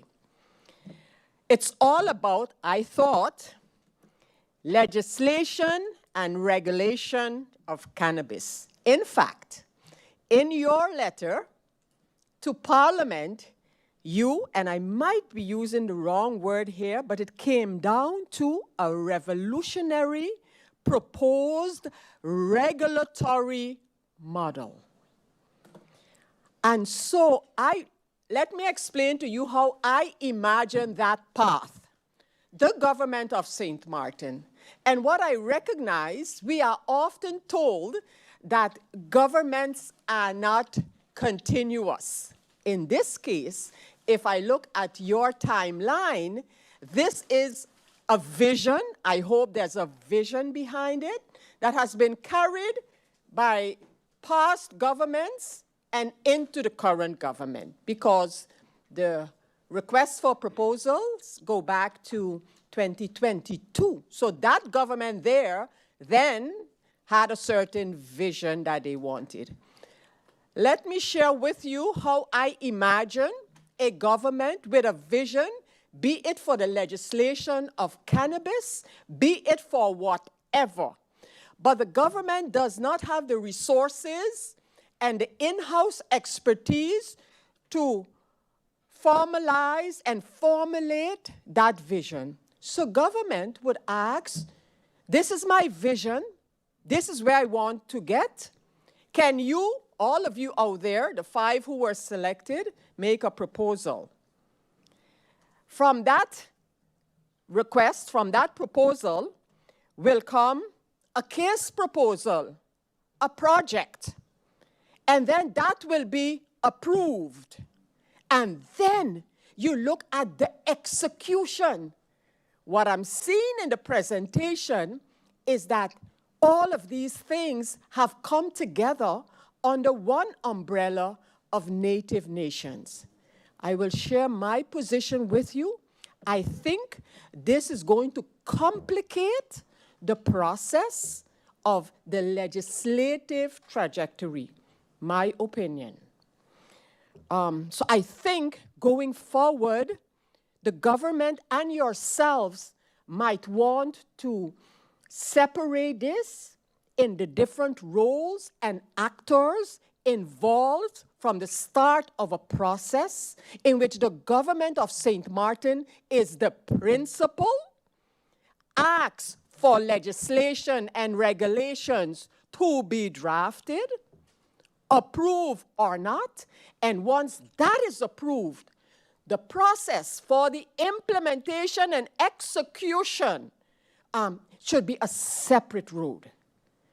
Should be a separate road. We cannot ask for proposed legislation to be drafted by those who actually will be executing it. Again, this is just my opinion and my suggestion to you to kindly review with the government, because your presentation is clear and to the point. I'll come to where I think you could have been a little more elaborate, but I'll come to that. So you were to present to the Parliament the proposed regulatory model. What is that model? And several of my colleagues have already asked the same question in different ways, but for me, what is important is when that proposal gets here on the table. So I'm asking, what is the regulatory model for this project as presented? And asking about that, the matter of Aruba was highlighted. And in this regulatory model that you have, which I've not seen much of in the presentation itself, can you already tell if your proposed regulatory model differs from the trajectory of Aruba, or whether there are similarities, is a question, if you know that already. I mentioned earlier the continuity of governance, because the ones who will have to sit here individually per ministry and defend this is actually all the ministers involved in this process from their own perspective. The Ministry of Justice, of Health, of TIAT, of Education, at least. And those are the ones that we are going to be calling to give account for their decisions regarding their ministry and the impact of this project on their ministry. The terms of reference of 2022 states this. And after giving the objectives, to which I'll come in a moment, it states the following. There's a disclaimer in the terms of in the request for proposals. That state, the request for proposal, this request for proposal, in no way guarantees any of the submitter's work, consulting, concessions, or any other benefit from the government of Sint Maarten. The proposals received will be deemed exploratory in nature after the government, on advice of the National Cannabis Legislation Committee, not the Interministerial Work Group. They're talking about a National Cannabis Legislation Committee. My request to this committee, via the chair of the committee, is to ask government regarding the existence or not of a National Cannabis Legislation Committee. That, in my opinion, is not the same as having an interministerial work group. And the disclaimer in the request for proposals continue to say, after the government, on advice of the National Cannabis Legislation Committee, consisting of representatives of the ministries of VSA, TIAT, and Justice, has reviewed these proposals, so from native nations, a decision will be made if to move forward with any of the proposals or not. The government of St. Maarten is under no obligation to reimburse submitters any cost incurred for the submission of this request for proposals. And then it goes on and it indicates what is expected of you. So, my question to you is not one because I asked some already. Regarding the status of deliverables as per the request for proposals. So, you had to deliver. Could you provide a status of these deliverables as per the request for proposal. So for example, behind the legislative one, could you give an indication? The one regarding the social and economic impact. And when I want to pause here and ask if I can receive more details on your economic impact study or assessment, EIA or EIS. Could I see more than just the plugins in the columns there? A literature review, could we see more of this if this was done? Because these, what I'm mentioning, are part of the request for proposal. Usually when the government of St. Maarten, or the government in any government in fact, requests proposals such as these, they would pay keen attention or ask that keen attention is paid to potential risks and pitfalls. Have you identified these for the government? Where do you consider this project to be right now?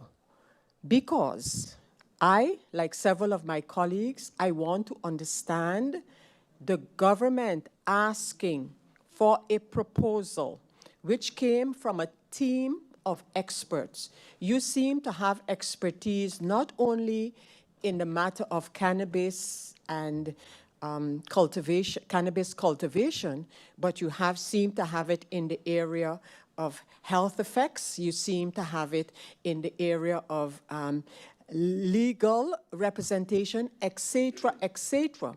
So then the government asks you to make a proposal as to what you can do based on a vision which they still have to explain clearly what the vision is, because that would have made your task much easier. Nevertheless, you then presented this along with an interministerial work group, and out of that seems to have come a proposal for legislation. Question, is that the only part of your deliverables thus far? The proposed legislation and regulatory framework. And are you under the impression that at least on a technical level, the government is in agreement with, maybe except for a little nuance here or there, the government apparatus is in agreement with the proposal that has now been sent to the Department of Legal Affairs of Government? The Department of Legal Affairs is to look at proposed legislation on the basis of the legalities, legalese, language, and those kind of things. But the scope of the legislation itself, are you of the impression that the government, to the level that it has been discussed, is already in agreement with what you have presented? Because the Legal Affairs Department, unless they have taken on an extra role in this case, is now really going to look at the proposal itself. What they might be looking at is in how far what you have proposed coincides with the request for proposals, which makes me then add this question. There was a request for proposal with the disclaimer that I just mentioned, and what was your response to that proposal? So government say, can you do this, can you do this, can you do this? And you said, yes, we can, this is what we will do, etc., etc. What have you charged yourself with to do based on the request for proposals? Because at the end of the day, especially like all my colleagues actually stated, and in particular, I think it was the speaker before me, the MP before me, we need to get a much better sense of what is coming to Parliament and at what stage of that project as presented are we when the legislation comes to Parliament. And that trajectory, I haven't heard sufficiently. So a couple of very specific requests to you, and my other questions I'm going to leave for the respective governments as they relate to these different areas and ministries. But from what you presented, and again, thank you, quite elaborate, impressive to see how many persons have collaborated to get to where you got on that proposal. But I would like to see for my own analysis the details of the economic impact study. I am particularly interested in a social impact study and how we deal with potential pitfalls that could appear in that study. And then I would like to know, where do you consider yourself as native nation Sint Maarten? Where do you consider yourself right now in the process in terms of governmental approval or not? Thank you, Mr. Chairman. Thank you, MP Westcott Williams. We now move on to the next MP. MP Durant, you may have the floor. Thank you, Mr. Chairman. Good afternoon, colleagues. Good afternoon, Mr. Brown and the Native Nations team, and a special good afternoon to the people of Sint Maarten. I heard a lot of points being brought forth. I even heard in the presentation, I'll start with this before I delve into the point with Native Nations, when Mr. Brown mentioned the interest of potential assistance with the Carifta Games with our athletes that are struggling right now. I wasn't here during the notification period, but I do feel it is quite a shame that athletes that are going to participate in such a major event to represent the country are being not being assisted by government for a mere $17,000, and we find money to do a lot of different other things. But I take my hat off to Native Nations for showing interest into wanting to assist. I believe all of us as citizens have an obligation where that is concerned, and I hope they reach their goal in order to be able to participate in this major event. Mr. Chairman, I'll delve right into points brought forward here today. Through you, I remember seeing in the media there was a survey that took place. I would like to know through you from Native Nations, what were the results of this survey that took place with regards to the legalization or the toleration of cannabis? I know that countries around the world allocate cannabis revenues to help social causes and sports and different things for different nonprofit organizations. I heard mention of it here. I would like to know, based on your current business case or business plan, what is it percentage-wise? Because of course I know a number can be given. It's all based on revenue that is generated. But is it based on percentage, or is it a certain, how is it set up within your organization? If I could get some clarity on that.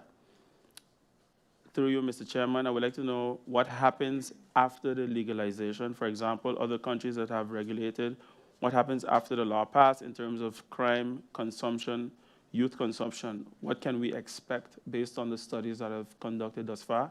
If not, can you elaborate if those kind of studies will be conducted in order to bring clarity as to what we are to expect? Through you, Mr. Chairman, I'd also like to know, pertaining to the interministerial work group, what role did the Ministry of VSR play in it? I think that the ministry should be at the forefront. I would like to know through you, what role did they play in it in terms of contributing to the incoming draft legislation? I would also like to know, are you able to provide more information and more details on what the Netherlands is doing with their program? Mr. Chairman, we have a unique situation here on the island where, we share an open border. I would like to know through you, is cannabis regulated in France in any way, shape, or form? And if so, how is it regulated? And what is the plan in terms of speaking to our French counterparts if these conversations have not taken place? I know that that is a more question geared towards the government, but I would just like to know, based on the drafting of the legislation, has this conversation even come up?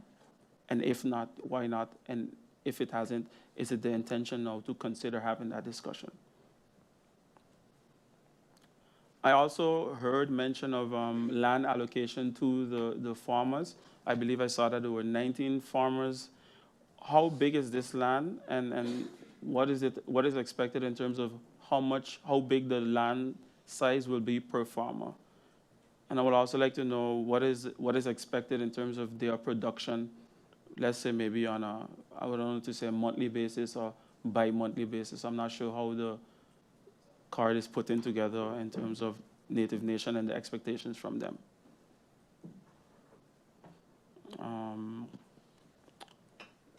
One of the things I would like to say, you know, and my colleague MP Aaron alluded to it, there's addiction everywhere. People are addicted to casinos, tobacco, alcohol, you name it. And I also believe in regulation. If you want to control a fire, you can you set it and then you could control it. But if the fire is wild, which I believe right now drug abuse on the island is wild because it's not controlled, when you have more regulatory bodies in place, you would then be able to check for quality, check for different things, and it will also limit the risk of what we see when people get a bad dose, so to speak. Going back to the 1920s when there was the Prohibition era and there was a ban on alcohol in the US, it created a whole big extra market for corruption and crime and different things. And when they legalized it, we saw that drop. We have certain instances now in Sint Maarten where you hear a lot about alcohol poisoning, and I believe that a lot of that has to do with not being properly controlled, because you have everybody who's a bartender, everybody who's cooking food, everybody who's doing everything. Of course, they would have to legally go through the food handlers course and those things, but who's really checking things after? And I would like to know, based on the presentation thus far through you, Mr. Chairman, once we, let's say, hypothetically speaking, the law is passed here in Parliament, you have stores that are open, how strict would the control be to limit cases of persons getting bad doses, for lack of a better word? With that being said, Mr. Chairman, that's all I have for now until some responses are given. Thank you for the opportunity. Thank you, MP Durant. We now move on to the next speaker, MP DeWeaver. MP DeWeaver, you have the floor. It came up pretty fast. Thank you, Chairman. Good afternoon to you. Good afternoon to the team here today, my colleagues, those listening and viewing. I think a lot of the questions today are evidence of the fact that when this RFP started, most people were in the dark about it. And I'm actually glad to listen to my colleagues talk earlier on about it, because they covered most of what I wanted to talk about. But thank you all again also as well for the presentation. And just on a very high level, right? The MP Westcott previously said that it was about a legislative and regulatory framework. But then when I look at the presentation and I review it again, that's what I was expecting. So I expected, and this is why I said that's what I was expecting, because we didn't really know anything, or I didn't really know anything about the RFP. Like, this came in only after the fact. So we were really in the dark about most of this stuff. But now if I go through and I look at it, I was expecting that we're getting sort of like the legislation with the regulation. But what I get confused on in the presentation is that even though it's like very heavy focused on the economic benefits, very heavy, like, and then it gives you a little bit of information on, you know, like the environmental and some school programs. But I am sometimes confused because I'm trying to remind myself, am I reading something like legislation and a regulatory framework, or am I reading a business plan? So this is what I want to make very clear to you all, is that this looks like a business plan of why we should be doing legalization, as opposed to making sure that we cover all of the things that come from it. And I'll give you a perfect example. What I would have loved to see, this presentation focused on one slide out of a massive presentation on the medical disadvantages, right? The health disadvantages of it. But it's one page. So anyone that did any research about the US, and I'm gonna say I took it directly from friends who are deans at Harvard. And what happened when marijuana was legalized in the state of Massachusetts, no one really expected who would get the burden. And the burden came on the emergency rooms, the emergency departments. That's what happened. So when we're talking about regulatory framework, I'm like, well, that should include a bigger part, a bigger share from public health perspective, as in part of the regulatory framework that I would see is that you take into consideration the actual minimum requirements of what would happen in an emergency department. So what a doctor said, it was a group of 5 of them from Harvard, and they said, actually, you know what? No one even thought about us in the end. We took the burden of marijuana legalization, and no one else did it. Now, take St. Maarten, for example. We've been trying to build our hospital forever. We send the majority of our patients off island because we don't have the expertise. So again, in the presentation, I literally have a business plan of why we should be doing it, which is wonderful. But I don't have an all-encompassing overview of everything in the island, and specifically medical, because it will have a medical impact. No, you can't deny it and tell me, oh, it's not that much. It's people who have a predisposition to psychosis. No, no, no. I will give you the Harvard reports, and they will tell you straight up, if you're not focusing on the concentration levels, anybody at any time can flip. So I'm actually concerned about my St. Maarten people. I'm not against legalization, but I'm concerned that we are focusing on money and not focusing on health. We already have a very, very, very struggling system here, a healthcare system. So if in this presentation of money, you're not including health, I have a problem. But again, I am so grateful that finally, the smoke is clearing and we can get some more information on what's happening with this plan. But what I really want you all to explain to me is how it's like, so I'm gonna go back to my understanding right now, because we keep saying the legal, the regulatory framework. But the other part for me that's confusing in this is that normally when you are creating the framework or the controls, right? You're creating the system. Like, so I'm thinking, well, here we are getting legislation, regulatory framework, but then it also looks like the people who are creating it are the ones who are operating in it. So I would like you to basically try to clarify, please, why I'm creating the rules and the legislation, but I'm also giving you the business proposal. So the overlap of responsibilities doesn't work for me. And it doesn't work for like my financial background brain, which usually has the person who makes the accounting rules is not the one who's gonna be, it's like the one who, they aren't the ones that are gonna be operating in it. So you have to have separation of powers, and I do not see separation of powers here. So it just looks like I'm doing everything I want, and then I'm also gonna operate it. So it's like one person, one group is in charge, and it doesn't make sense to me. From a legal framework, I don't get it. Again, I'm going to reemphasize that I'm very happy that the smoke is clearing, but I need a little bit more information. And I mean, given the size of this presentation, I have a feeling that we're gonna have a lot more meetings.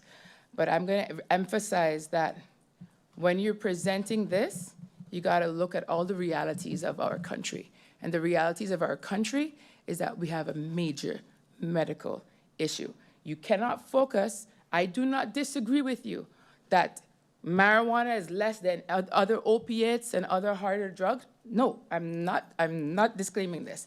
That is not it. What I am challenging you all to do is to be more all-encompassing of all of the realities here, because this is a business plan. And it gives you all the reasons that we should go after it. You briefly even touch on the financial side of it, of what we're gonna have, but we all know the financial side of things is unless our main partner in the US changes their laws, we will be restricted financially anyways when it comes to banking. So, again, it's not, how do you say, it's not fair, for instance, with all of the medical impact, like economic impact, because it's mostly economic based. And then lastly, I want to acknowledge all of the work as well that you've done in the community, which is amazing. Everyone knows that our foundations and our vulnerable groups here can do with a lot more assistance. That's 100% for sure. And this is part of where my confusion comes, because you have a group that's helping with the legislation, and then you have a group that's given the proposal, like the business plan, and then you have a group that's also doing pre-work in the community, which is awesome. So for me, it looks very confusing. It looks extremely confusing. It's like you're a one-stop shop of everything, and it doesn't come over well when you mean well. So that's all I needed to say on that part, and I look forward to more meetings. Thank you very much, Mr. Chair. Thank you, MP DeWeaver. I would like to adjourn this meeting for 3 minutes. 3-minute adjournment.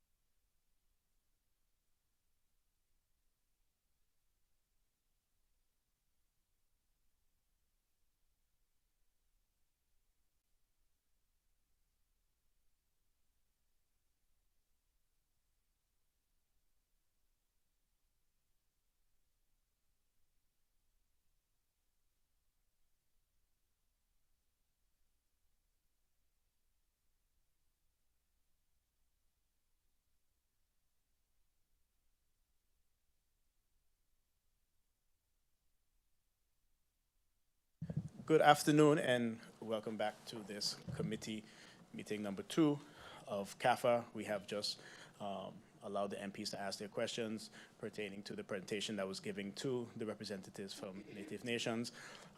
We will now adjourn this meeting until further notice to allow Native Nations and their representatives to put together the answers to the questions, and then we do have an MP with questions that will be submitted in writing to you as well, which you also will receive an answer to when you return. And we look forward to you sending a letter to Parliament, connecting to see when you can return to answer these questions, and this meeting will continue then. So this meeting is now adjourned until further notice.